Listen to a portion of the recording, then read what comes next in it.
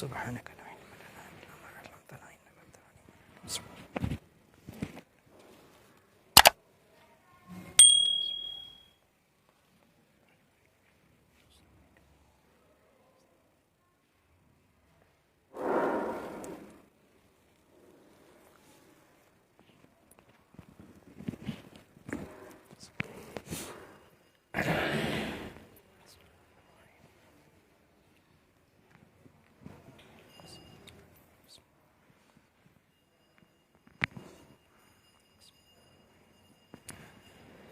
الحمد لله وكفى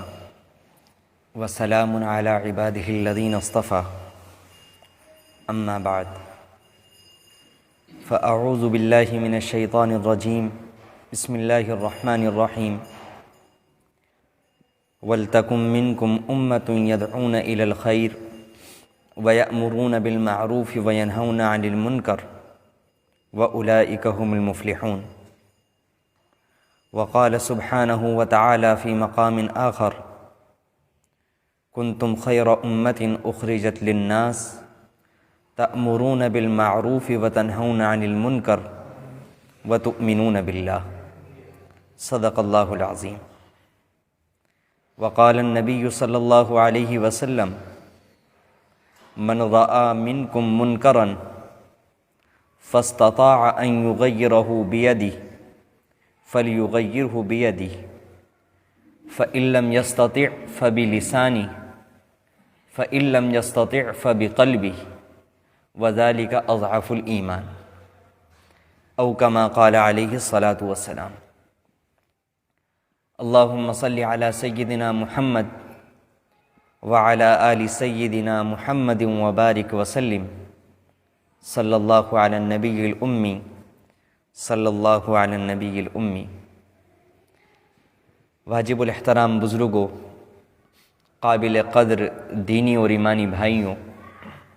بہت ہی قدر و منزلت کے مستحق میری ماؤں اور بہنوں،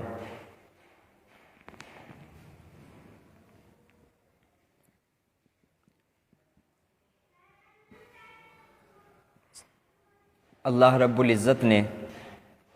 ان آیتوں میں جو آپ کے سامنے تلاوت کی ہیں،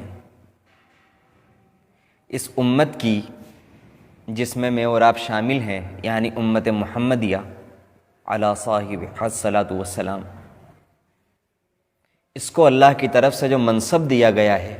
جو ذمہ داری دی گئی ہے، اللہ کی نظر میں اس کا جو وقار ہے، اس کی جو قدر و منزلت ہے، اللہ رب العزت نے ان دونوں آیتوں کے ذریعے سے جو میں نے آپ کے سامنے تلاوت کی ہیں اس کا اظہار فرمایا ہے. اور اسی مناسبت سے میں نے آپ کے سامنے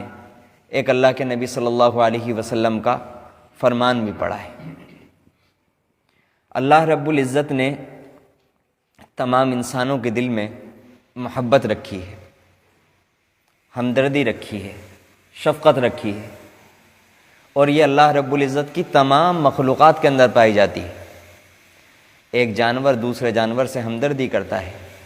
ایک جانور اپنے بچوں سے ہمدردی کرتا ہے،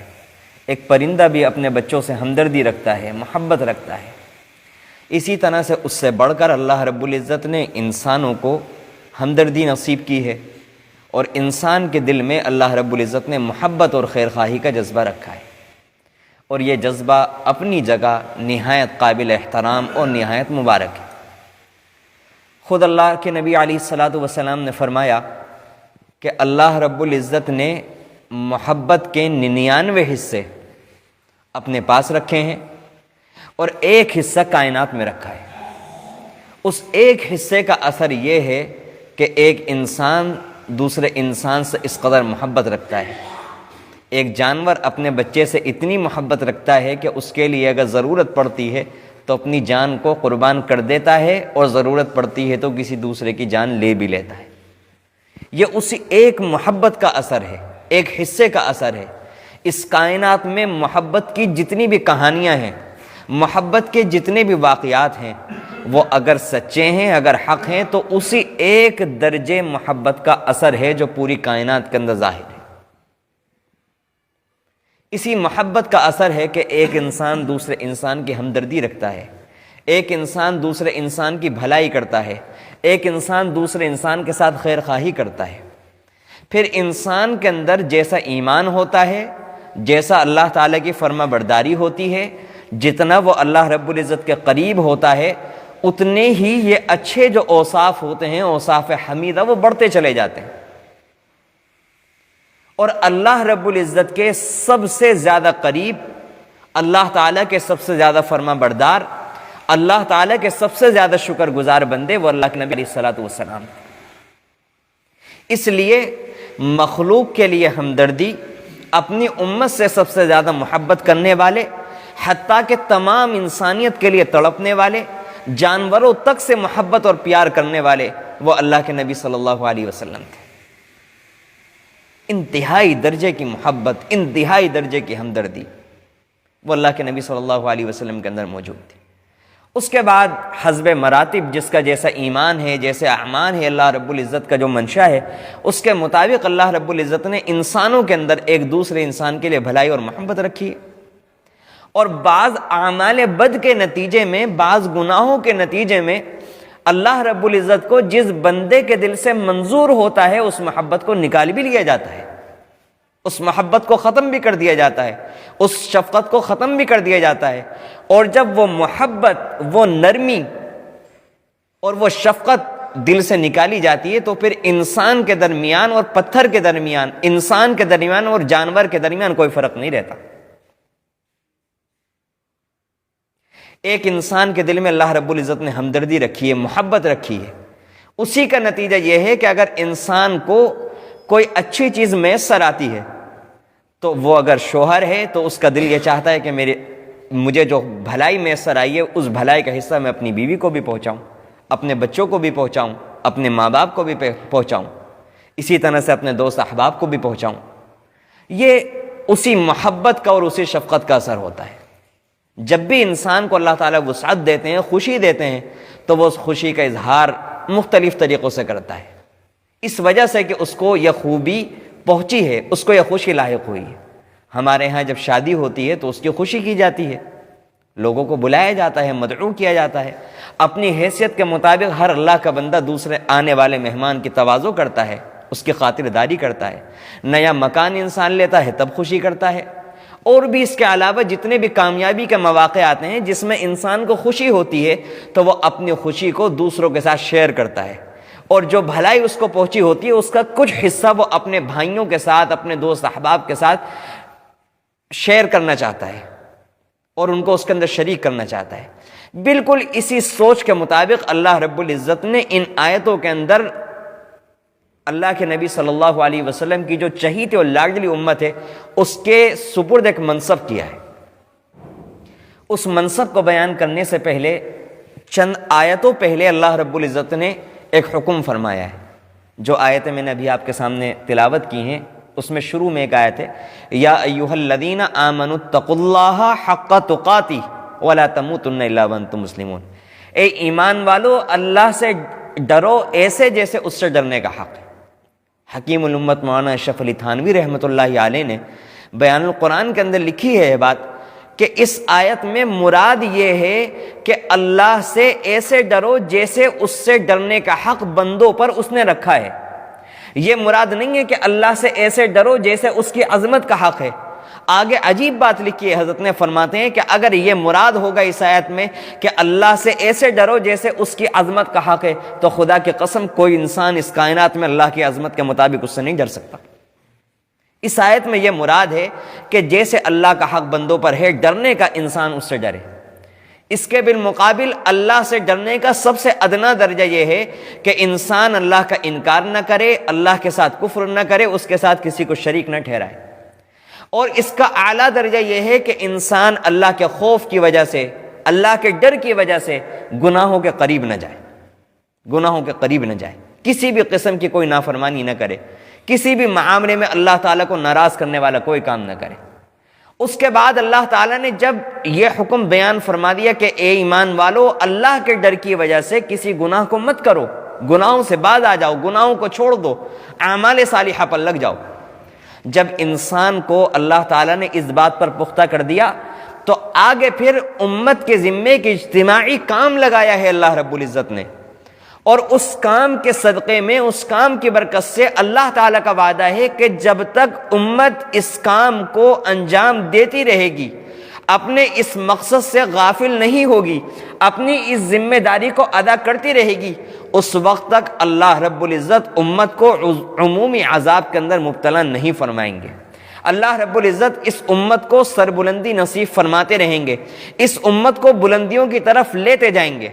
اور اگر امت اس کام کے اندر کوتاہی کرے گی، اگر امت اس کام کو کرنا چھوڑ دے گی، تو پھر حدیث میں آتا ہے کہ ایک وقت ایسا آئے گا کہ اللہ رب العزت تمام عام و خاص کو عذاب کے اندر مبتلا فرما دیں گے۔ اور وہ وقت ایسا ہوگا کہ اگر اس وقت کے صلحاء، اس وقت کے اللہ کے نیک بندے اگر اللہ کے سامنے ہاتھ پھیلائیں گے دعا کرنے کے لیے، تو ان کی بھی دعاؤں کو اللہ تعالیٰ قبول نہیں فرمائیں گے۔ آج ان آیتوں کی روشنی میں آپ حضرات سے کچھ کہنا چاہتا ہوں، اور خدا کی قسم آپ سے پہلے اپنے آپ سے کہنا چاہتا ہوں۔ اس آیت کے آئینے میں میں اپنی صورت دیکھنا چاہتا ہوں، اور آپ حضرات کو بھی اپنی اپنی صورتیں دکھانا چاہتا ہوں کہ آج جو امت اس زوال کا شکار ہو رہی ہے، آج جو امت پستی کی طرف جا رہی ہے، اس کی کچھ نہ کچھ وجوہات ہیں۔ آج جو ہم نمازوں سے محروم کیے جا رہے ہیں، کبھی مسجدوں سے محروم کیے جا رہے ہیں، کبھی ہم سے کچھ رخصت ہو رہا ہے، کبھی ہم سے کوئی دینی معاملہ ختم ہوتا جا رہا ہے، اس کے پیچھے ایک بہت بڑی وجہ ہے، ہماری ایک بہت بڑی کوتاہی ہے، اور بہت ساری کوتاہی ہیں۔ ان میں سے ایک کا تذکرہ مجھے آج کرنا ہے۔ قرآن کریم میں اللہ تعالیٰ فرماتے ہیں وَلْتَكُمْ مِنْكُمْ أُمَّةٌ يَدْعُونَ إِلَى الْخَيْرِ، وَلْتَكُمْ مِنْكُمْ أُمَّةٌ يَدْعُونَ إِلَى الْخَيْرِ، تم میں سے ایک جماعت ایسی ہونی چاہیے۔ اور ہمیں یاد رکھنا چاہیے کہ یہ کوئی دنیا دار آدمی مشورہ نہیں دے رہا ہے، یہ کوئی دنیاوی حکمراں کوئی حکم نہیں دے رہا ہے، بلکہ یہ احکم الحاکمین، رب العالمین، خالق السماوات والارض، صاحب خزائن السماوات والارض، یہ میرا اور آپ کا پیدا کرنے والا، میری اور آپ کی زندگی کا مالک، میری اور آپ کی صحتوں اور خوشیوں کا مالک، میرے اور آپ پر ہر قسم کے تصرف کا اختیار رکھنے والا، اگر وہ چاہے تو مجھے اور آپ کو اسی وقت زمین کے اندر دھسا دے، اس بات کا اختیار رکھنے والا یہ آرڈر دے رہا ہے کہ مجھے تم لوگوں سے اس چیز کا مطالبہ ہے اور تم لوگوں کو اس چیز کو کرنا ہے، تو اس کے اندر غور و فکر کرنا یا اس کے اندر اختیار کا ہونا، اس بات کا سوال ہی پیدا نہیں ہوتا کہ اگر انسان کا دل کرے گا تو اس کو اختیار کرے گا، اور دل نہیں چاہے گا تو اس کو چھوڑ دے گا۔ جب اللہ کا حکم بیان ہو تو اللہ کے حکم کی عظمت ہمارے جسموں پر ظاہر ہونی چاہیے، ہمارے جسموں سے جھلکنا چاہیے کہ ہاں یہ اللہ کا کلام بیان ہو رہا ہے، یہ اللہ کا حکم بیان ہو رہا ہے۔ اس وقت ہمارا دل جھکا ہوا ہونا چاہیے، ہمارے ادب کے عظمت کی وجہ سے ہمارا دل کانپتا ہوا ہونا چاہیے۔ او خدایا، اب تک ہم اس فریضے سے، اتنی بڑی بات سے، اللہ کے اتنے بڑے حکم سے ہم کوتاہی کے اندر چل رہے تھے، اور اتنی بڑی زندگی کا حصہ گزر گیا، ہمیں اس کی طرف توجہ بھی نہیں ہو سکی۔ قرآن کریم کہتا ہے وَلْتَكُمْ مِنْكُمْ أُمَّةٌ، ایک جماعت ہونی چاہیے، اس جماعت کا کام یہ ہو يَدْعُونَ إِلَى الْخَيْرِ، جو انسانیت کو بھلائی کی طرف بلائے، وہ بھلائی دنیاوی ہو چاہے دینی ہو،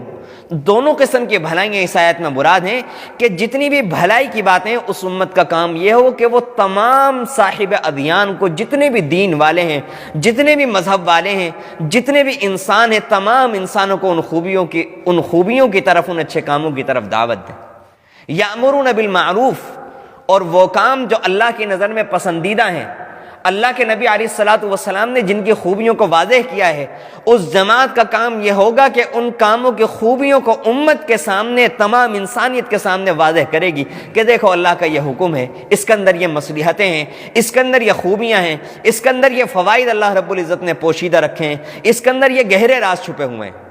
وَيَنْهُونَ عَنِ الْمُنْكَرِ، اور جو منکرات ہیں، جو گناہ کے کام ہیں، جو بری عادتیں ہیں، اس جماعت کا یہ کام ہوگا کہ ان بری کاموں سے، ان گندی خصلتوں سے، ان گناہ کے کاموں سے یہ جماعت تمام امت کو روکے گی، تمام مسلمانوں کو روکے گی۔ اور آگے اللہ تعالیٰ فرماتے ہیں کہ جو امت یہ تین کام کرے گی وَأُولَئِكَ هُمُ الْمُفْلِحُونَ، اللہ تعالیٰ سرٹیفکیٹ دیتے ہیں اس بات کا، اللہ تعالیٰ مہر لگاتے ہیں اس بات پر کہ اس کام کے کرنے والے لوگ وہ کامیاب ہیں، دنیا میں بھی کامیاب ہیں اور آخرت میں بھی کامیاب ہیں۔ اس کے بعد 3-4 آیتیں چھوڑ کر اللہ رب العزت نے اسی مضمون کو دوسری طرح سے بیان فرمایا، کنتم خیر امہ، تم لوگ سب سے بہترین امت، تم لوگ سب سے بہترین امت۔ کاش کوئی اللہ کا بندہ اس جملے کو سمجھے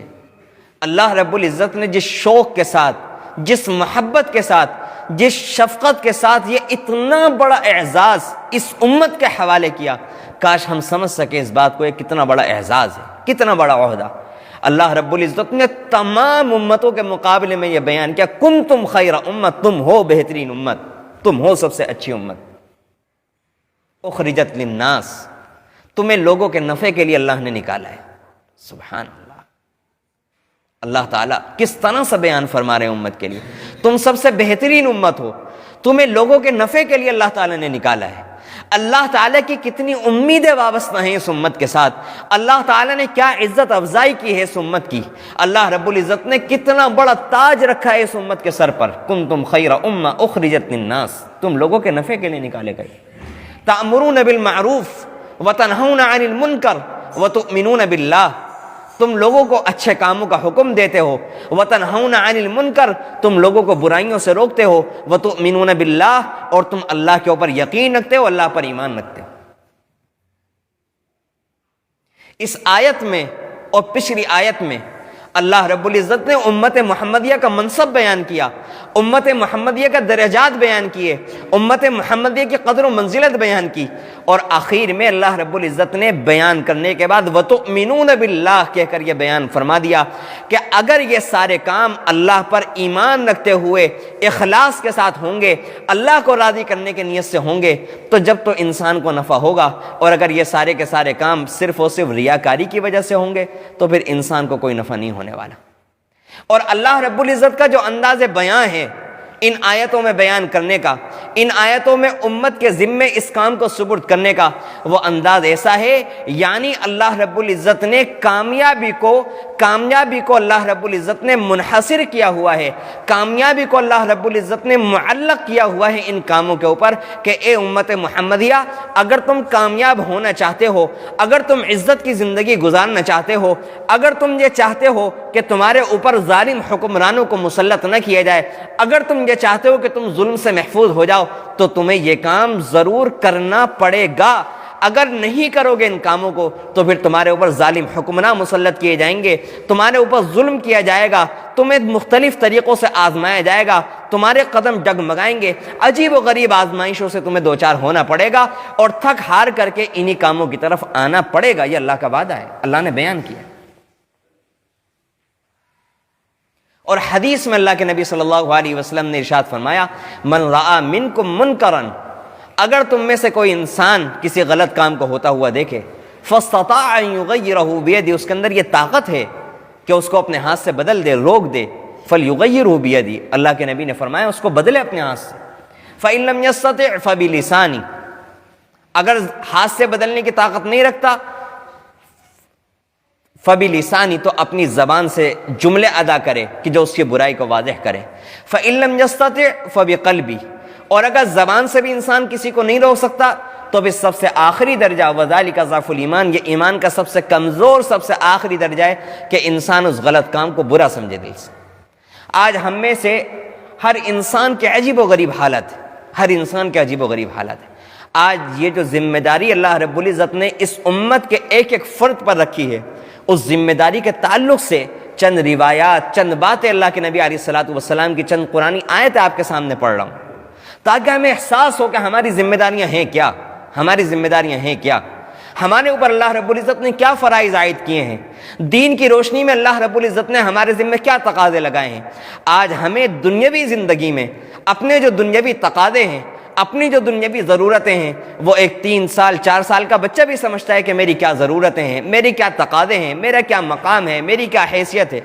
اور ایک انسان جب بڑا ہو جاتا ہے تب بھی وہ دنیاوی اعتبار سے خوب سمجھتا ہے کہ میری زندگی ضروریات کیا ہیں، میرے اوپر کیا تقاضے ہیں، میرے ذمے کیا ضروریات ہیں، میرے ذمے کن کے حقوق اللہ رب العزت نے عائد کیے ہیں۔ ہر انسان فکر میں رہتا ہے کہ میں اپنے بچوں کے لیے کپڑوں کا انتظام کروں، ان کے لیے مکان کا انتظام کروں، ان کے لیے شادی بیاہ کا انتظام کروں، ان کے لیے عمدہ کاروبار کا انتظام کروں، ان کو ایک اچھا ماحول فراہم کر کے دوں، ان کے لیے اچھی تعلیم کا انتظام کروں۔ ان ساری چیزوں کی ہر انسان کو فکر لگی رہتی ہے رہتی ہے، ایک مرد کو بھی لگی رہتی ہے، ایک عورت کو بھی لگی رہتی ہے، ایک غریب کو بھی لگی رہتی ہے، ایک متوسط حیثیت رکھنے والے آدمی کو بھی لگی رہتی ہے، ایک مالدار شخص کو بھی لگی رہتی ہے۔ ہر انسان کو، ہر ملک کے باشندے کو، ہر شہری کو، ہر دیہاتی کو، ہر بڑے کو، ہر چھوٹے کو، ہر بچے کو، ہر نوجوان کو، ہر بوڑھے کو اپنی دنیا کی اور دنیاوی اعتبار سے جو اس کے ذمہ حقوق عائد ہوتے ہیں، محلے کے اعتبار سے جو اس پر ذمہ داریاں عائد ہوتی ہیں، ایک شہری ہونے کے اعتبار سے جو اس پر ذمہ داریاں عائد ہوتی ہیں،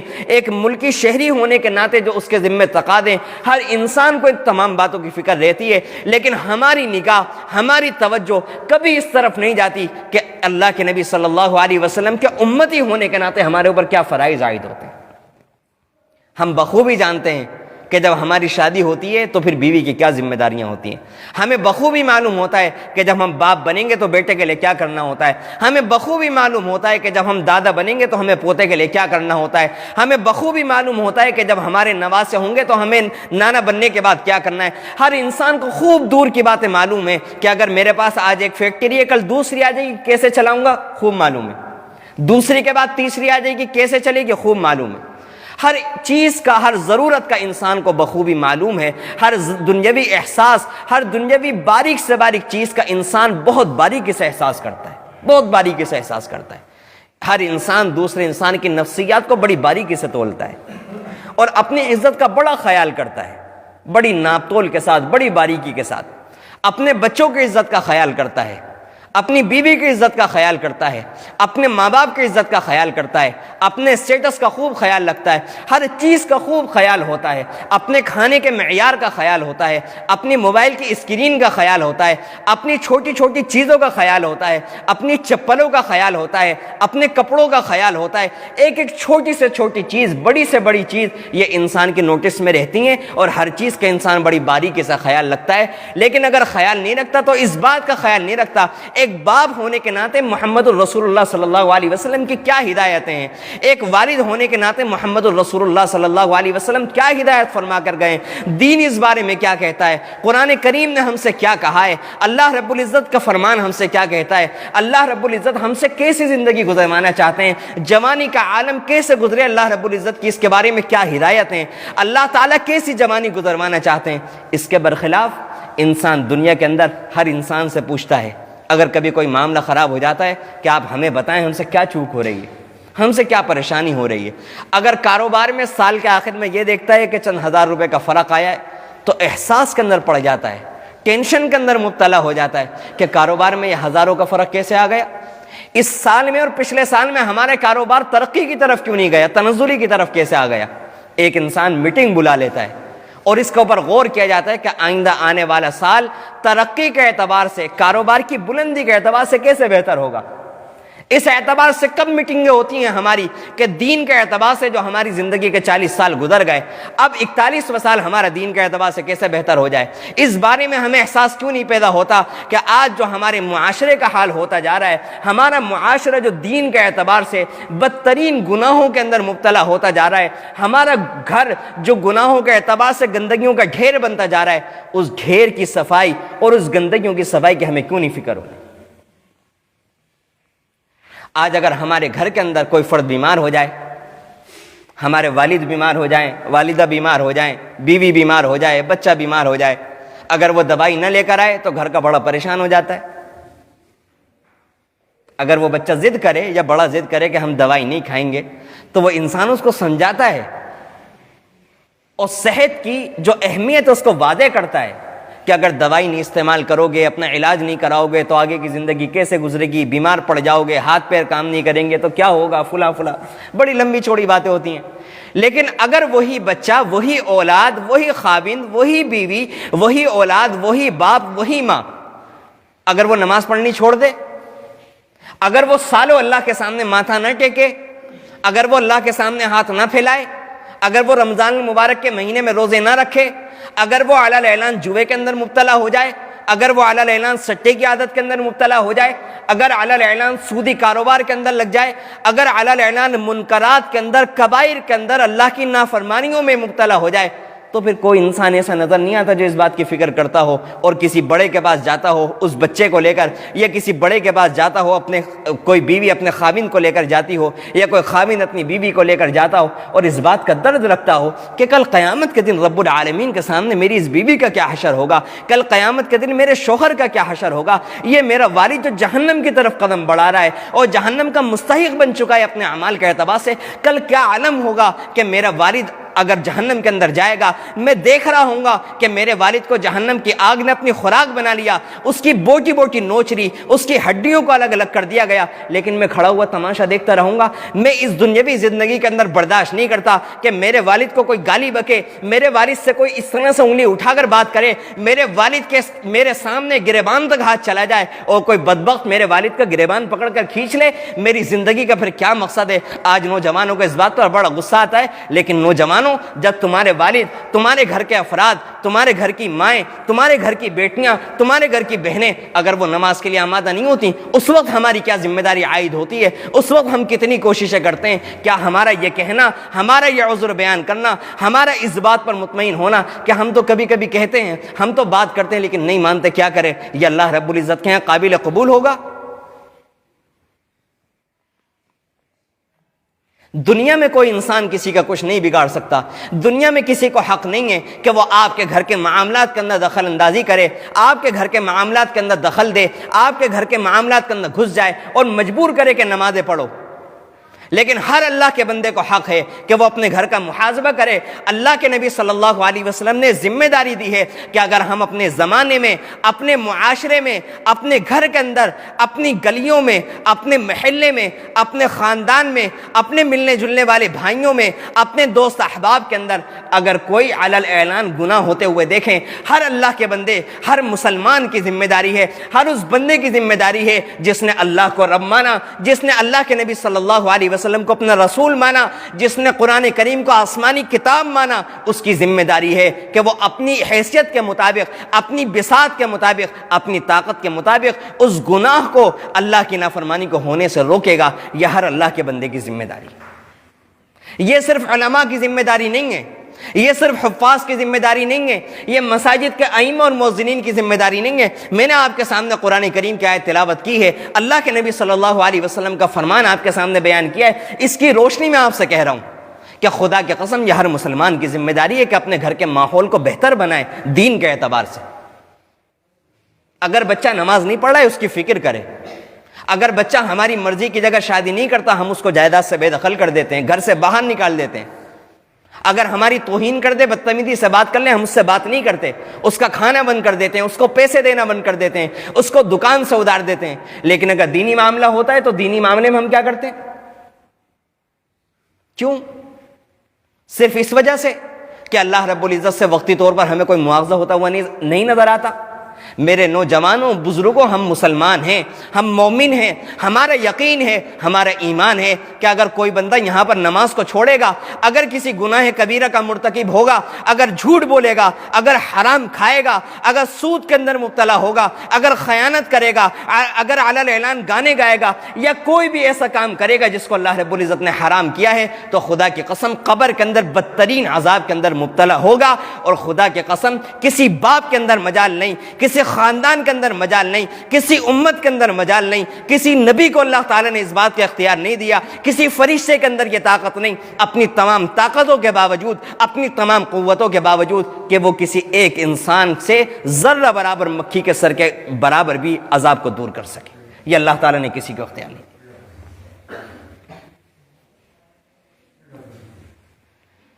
اس کے علاوہ اللہ کے نبی صلی اللہ علیہ وسلم نے کس طرح سے امت کو سمجھایا، کس طرح سے امت کو سمجھایا۔ کوئی سمجھے تو صحیح اللہ کے نبی صلی اللہ علیہ وسلم کیا کر کے گئے۔ بس ایک بات ہوتی ہے کہ اللہ کے نبی نے فرمایا، ایسا لگتا ہے جیسا کہ کوئی ایک عام آدمی بیان فرما رہا ہے، کسی ایک عام آدمی کی بات ہے، جیسے گھر کا کوئی آدمی، محلے کا کوئی آدمی وہ ایک بات کا اعلان کر رہا ہے، جب اللہ کے نبی صلی اللہ علیہ وسلم کا فرمان ہمارے کانوں میں گزرتا ہے، ٹھیک ہے، اللہ کے نبی نے فرمایا، کوئی اہمیت ہی نہیں، کوئی عمل کرنے والی بات ہی نہیں ہے۔ میرے نوجوانوں، کل اللہ کے نبی صلی اللہ علیہ وسلم کا ہی آسرا ہے میرے اور آپ کے پاس، کل انہی کی شفاعت ہی ہے بس میرے اور آپ کے پاس۔ اس کے علاوہ میرے اور آپ کے پاس کوئی عمل نہیں، میرے اور آپ کے پاس کوئی آسرا نہیں ہے۔ لیکن خدا کی قسم اللہ کے نبی نے حدیث میں بیان فرمایا ہے کہ اگر کوئی بندہ اللہ کے دین پر عمل نہیں کرے گا، اگر اللہ کے نبی کی سنتوں پر عمل نہیں کرے گا، اگر فراموش کرتے ہوئے دین سے بددل ہو کر، دین سے غافل ہو کر اپنی زندگی گزار دے گا، تو اللہ کے نبی صلی اللہ علیہ وسلم نے بیان فرمایا کہ کل قیامت کے دن ایک انسان، ایک مومن اللہ کے نبی صلی اللہ علیہ وسلم کے پاس جائے گا اور فرشتے اس کو دھتکار کر ہٹائیں گے کہ یہاں سے ہٹو، یہاں سے پیچھے ہٹو، اور اللہ کے نبی صلی اللہ علیہ وسلم سے ملاقات نہیں ہونے دیں گے۔ اللہ کے نبی کہیں گے کہ یہ تو میرا امتی ہے، اس کو آنے دو۔ وہ کہے گا فرشتہ، اے اللہ کے نبی صلی اللہ علیہ وسلم، آپ کو نہیں پتا کہ آپ کے دنیا سے تشریف لے جانے کے بعد اس نے دین کو بالکل ہی بدل دیا تھا، اس نے اس دین کے مطابق عمل ہی نہیں کیا جس پر آپ اس کو چھوڑ کر آئے تھے۔ اللہ کے نبی صلی اللہ علیہ وسلم جواب دیں گے، پھر مجھے اس کی ضرورت نہیں ہے، اس کو دفع کرو، یہاں سے دفع کرو۔ یہ کن لوگوں کے لیے باتیں ہوتی ہیں؟ جب بھی ہمارے سامنے کوئی وعید کی بات ہوتی ہے ہم سوچتے ہیں کہ ہمارے لیے تو جنت پکی ہے، یہ تو کسی اور کی باتیں ہو رہی ہیں، کسی اور کی باتیں ہو رہی ہیں۔ میرے نوجوانوں اور بزرگوں، ہر کسی کو اپنا محاسبہ کرنے کی ضرورت ہے۔ اللہ کے نبی صلی اللہ علیہ وسلم کے شفقتوں کا کون اندازہ کرے گا؟ اللہ کے نبی صلی اللہ علیہ وسلم کے دل میں جو کوڑھن تھی اس کا کون اندازہ کرے گا؟ اللہ کے نبی کے الفاظ پر غور کریں۔ اگر اللہ نے ہمارے سینے کے اندر گوشت کا لوتھڑا رکھا ہے تو سمجھنے کی کوشش کریں کیسا درد تھا اللہ کے نبی صلی اللہ علیہ وسلم کے سینے میں امت کے لیے، کہ کسی طرح میری امت سمجھ جائے، کسی طرح میری امت ذات وحدہ لا شریک لہ سے اپنا تعلق جوڑ لے، مخلوق سے کٹ کر اللہ رب العزت سے لگ جائے اور دین کے مطابق اپنی زندگی گزار کر اللہ رب العزت کے یہاں سرخرو ہو جائے اور جنت کی مستحق بن جائے۔ ایک موقع پر اللہ کے نبی نے یہ مضمون سمجھایا، اور خدا کی قسم کیسا نبی بنایا تھا اللہ تعالیٰ نے، کیسا نبی بنایا تھا۔ ان کی ہر ادا معجزہ تھی، ان کا مسکرانا بھی معجزہ تھا، ان کا بولنا بھی معجزہ تھا، ان کا انداز بیاں بھی معجزہ تھا۔ خدا کی قسم جیسے اللہ کے نبی صلی اللہ علیہ وسلم جیسا کوئی خوبصورت دنیا کے اندر نہیں آیا، ایسا اللہ کے نبی صلی اللہ علیہ وسلم جیسا کوئی بیان کرنے والا بھی دنیا میں نہیں آیا۔ فرماتے ہیں اگر کچھ لوگ کشتی کے اندر سوار ہوں اور وہ کشتی 2 منزلہ ہو، کچھ لوگ پہلی منزل کے اندر سوار ہوں اور کچھ لوگ دوسری منزل کے اندر سوار ہوں۔ پہلے والوں کو جب پانی کی ضرورت پڑتی ہے تو وہ اوپر کی منزل میں جاتے ہیں اور وہاں سے پانی لیتے ہیں۔ ان کے بار بار جانے کی وجہ سے اوپر کی منزل والوں کو پریشانی ہوتی ہے کہ انہوں نے ہر وقت کا لگایا ہوا ہے، یہ آتے رہتے ہیں اور ہمیں پریشانی ہوتی ہے۔ وہ ان پر پابندی لگا دیتے ہیں کہ آپ اوپر مت آئیے گا، آپ اوپر نہیں آئیں گے، آپ اوپر آ کر پانی نہیں لیں گے۔ وہ کہتے ہیں بہت اچھا، انہوں نے اوپر آنا چھوڑ دیا۔ اب پانی تو انسان کی ضرورت ہے، پانی اگر نہیں ملے گا تو زندگی کیسے گزرے گی؟ پانی کے بغیر تو انسان مر جائے گا، پانی تو پینا ہے۔ اوپر جانے پر پابندی لگ گئی تو ان نیچے کی منزل پر رہنے والوں نے یہ فیصلہ کیا کہ ہم نیچے سے سوراخ کر لیں گے اور نیچے سے پانی لیں گے۔ اللہ کے نبی صلی اللہ علیہ وسلم نے فرمایا کہ جب انہوں نے سوراخ کرنا شروع کیا، اوپر کی منزل والوں کو پتہ چلا، وہ تڑپ گئے، وہ پریشان ہو گئے، یہ کیا کر رہے ہو؟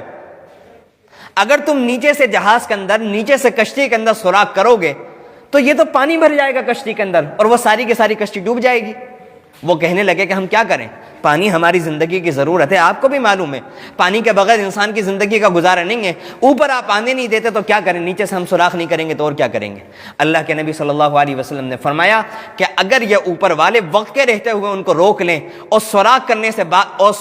سے ان کو باز رکھ دیں اور ان کو اجازت دے دیں کہ وہ اوپر آ کر کے پانی لے لیں، تو پھر تو یہ سارے کے سارے لوگ، نیچے والے بھی اوپر والے بھی بچ گئے۔ اور اگر انہوں نے اس کی پرواہ نہیں کی کہ ابھی ہماری تو اوپر والی منزل بالکل ٹھیک ہے، نیچے ہی تو سوراخ ہو رہا ہے، نیچے تو ہم نہیں رہتے، تو پھر وہ اوپر والے بھی جائیں گے اور نیچے والے بھی ڈوب جائیں گے۔ اللہ کے نبی صلی اللہ علیہ وسلم نے اس کے بعد فرمایا کہ یہی مثال ہے امر بالمعروف و نہی عن المنکر کرنے والوں کی، کہ اگر ہمارے یہاں گناہ ہو رہا ہے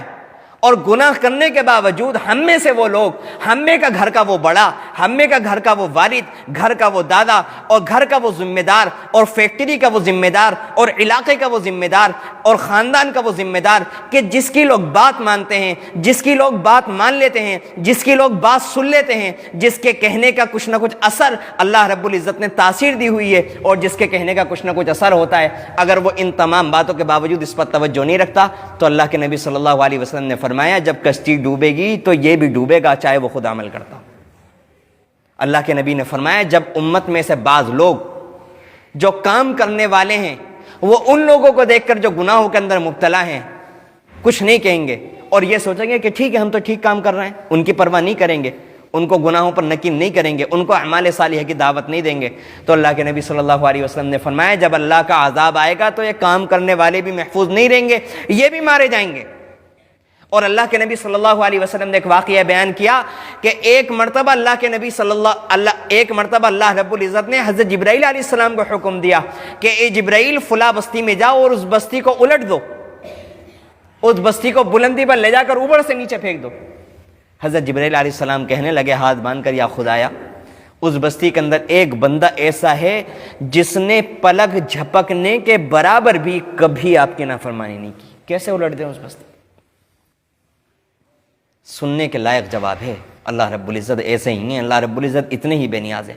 اللہ رب العزت نے جواب دے کہ جبرائیل ٹھیک ہے اس بندے نے پلک جھپکنے کے برابر میری نافرمانی نہیں کی، لیکن اسی کے ساتھ ساتھ ایک لمحے کے لیے بھی اس انسان کے چہرے کا رنگ میری وجہ سے نہیں بدلا، کیونکہ اس بستی کے لوگ برے کاموں کے اندر مبتلا تھے، لیکن اس وجہ سے اس اللہ کے بندے کے چہرے پر کبھی ماتھے کے اوپر شکن نہیں آیا کرتا تھا، اور وہ یہی سمجھا کرتا تھا کہ میں تو ٹھیک عمل کر رہا ہوں۔ تو اللہ رب العزت نے کہا کہ اس بستی کو اٹھاؤ اور اس پر بھی پلٹ دو اور باقی لوگوں کے اوپر بھی پلٹ دو۔ اللہ رب العزت جب سزا دینے پر آتے ہیں تو ان لوگوں کو بھی سزا دیتے ہیں کہ جب دوسرے لوگ غلط کام کر رہے تھے، کبائر کے اندر مبتلا تھے، تو اس وقت وہ لوگ ان کی فکر نہیں کیا کرتے تھے۔ اس لیے ہم میں سے ہر انسان کو فکر کرنے کی ضرورت ہے، ہر انسان کو فکر کرنے کی ضرورت ہے۔ ہر انسان اپنے گھر کا ذمہ دار ہے۔ کلکم راع وکلکم مسئول عن رعیتہ۔ میرے نوجوانوں بزرگوں، یہ وقت بہت تیزی کے ساتھ گزر رہا ہے۔ آج اس کا بلاوا ہے، کل ہمارا بلاوا ہے، پرسوں وہ گیا، آج ہمیں جانا ہے۔ نہیں معلوم کون سا ساس آخری ہو، نہیں معلوم کون سی مرتبہ گھر میں داخل ہونا آخری داخل ہونا ہو، نہیں معلوم کون سی جمعے کی نماز آخری جمعے کی نماز ہو، نہیں معلوم کون سا مسجد میں داخل ہونا آخری داخل ہونا ہو۔ یہ سوچنا کہ کل زندگی بدلیں گے، اگلے ہفتے زندگی بدلیں گے، اگلے رمضان کے بعد زندگی بدلیں گے، فلاں موقع پر زندگی بدلیں گے، خدا کی قسم زندگی ختم ہو جائے گی، وہ دن کبھی نہیں آنے والا کہ ہم بدلیں گے۔ اگر بدلنا ہے تو آج ہی بدلنا ہوگا، آج ہی فیصلہ کرنا ہوگا۔ آج ان باتوں کو سننے کے بعد ہم میں سے ہر اللہ کا بندہ اللہ کی رضا کے لیے، اللہ کے خوف اور ڈر کی وجہ سے اس بات کو سامنے رکھتے ہوئے کہ ہمیں مر کر قبر میں جانا ہے، اللہ کو جواب دینا ہے، اللہ کے فرشتوں کو بھی جواب دینا ہے، ہم میں سے ہر ایک اس بات کا اپنے دل کے اندر اپنے آپ سے وعدہ کرے، اللہ سے وعدہ کرے کہ ہم اپنے گھر کا خیال رکھیں گے دین کے اعتبار سے۔ اگر کوئی بے نمازی ہوگا اس کو محبت کے ساتھ، شفقت کے ساتھ، کبھی پیار کے ساتھ، کبھی ایک بار ٹوکیں گے، پھر نہیں مانے گا دوسری بار پیار سے کہیں گے، تیسری بار پیار سے کہیں گے۔ یہ ہم اپنی زندگی کا وظیفہ بنائیں گے، یہ اپنی زندگی کا کام بنائیں گے، یہ اپنی ذمہ داریوں میں شامل کریں گے کہ اگر گھر کا کوئی فرد بڑا یا چھوٹا، بڑا ہے تو ہاتھ جوڑ کر بڑے ادب اور احترام کے ساتھ، چھوٹا ہے تو جس طرح سے جتنی سختی وہ برداشت کر لے اتنی سختی کے ساتھ، حکمت کے ساتھ، آداب کی رعایت کرتے ہوئے، بہت ہی دور اندیشی کے ساتھ ہم اپنے ماحول کا خیال رکھیں، اپنے علاقے کا خیال رکھیں، اپنے آس پڑوس کا خیال رکھیں، اپنے دوست احباب کا خیال رکھیں۔ جب بھی ہماری مجلسیں ہوں، ہمارا مذاکرہ ہو، یہ نماز کی باتیں ہوں کہ آپ نماز نہیں پڑھتے، اگر نہیں پڑھتے تو کیوں نہیں پڑھتے؟ اللہ نے کتنا فضل کیا، ہمیں نماز پڑھنے کا قابل بنایا۔ اگر اللہ نے ہمیں ٹانگیں نہیں دی ہوتی، ہم رکوع نہیں کر سکتے تھے، ہم سجدے نہیں کر سکتے تھے۔ اللہ نے ہمیں کتنا شاندار جسم دیا، اگر اس صحیح سالم جسم ملنے کے بعد رکوع نہ کریں، اللہ کے سامنے پیشانی نہ ٹیک پائیں، تو خدا کی قسم یہ جسم کس کام کا؟ اگر اللہ کے سامنے سجدے نہ ہوں تو یہ جسم کس کام کا؟ وہ دن کیا دن کہ جس دن اللہ کے سامنے پیشانی نہ ٹیکی ہو، وہ رات کیا رات ہوئی کہ جس میں اللہ کی یاد نہ ہو، وہ مجلس کیا مجلس ہوئی جس میں اللہ کی یاد نہ ہو، وہ مسلمان کیا مسلمان جو اللہ کا حکم سننے کے بعد اللہ کے حکم کی پیروی نہ کرے، اللہ کے حکم کو پس پش ڈال دے۔ یہی امید ہے کہ ان دینی یہ جو باتیں آپ کے سامنے عرض کی گئی ہیں، ان باتوں پر ہم تمام لوگ عمل کریں گے اور آج کے بعد اپنی کوتاہیوں کا جائزہ لیں گے اور تمام لوگوں کی، تمام انسانیت کی فکر کریں گے۔ اللہ رب العزت ہمیں امت کا درد نصیب فرمائے، اپنے تمام ساتھیوں کی فکر کرنے کی توفیق نصیب فرمائے۔ آمین۔ وآخر دعوانا الحمدللہ۔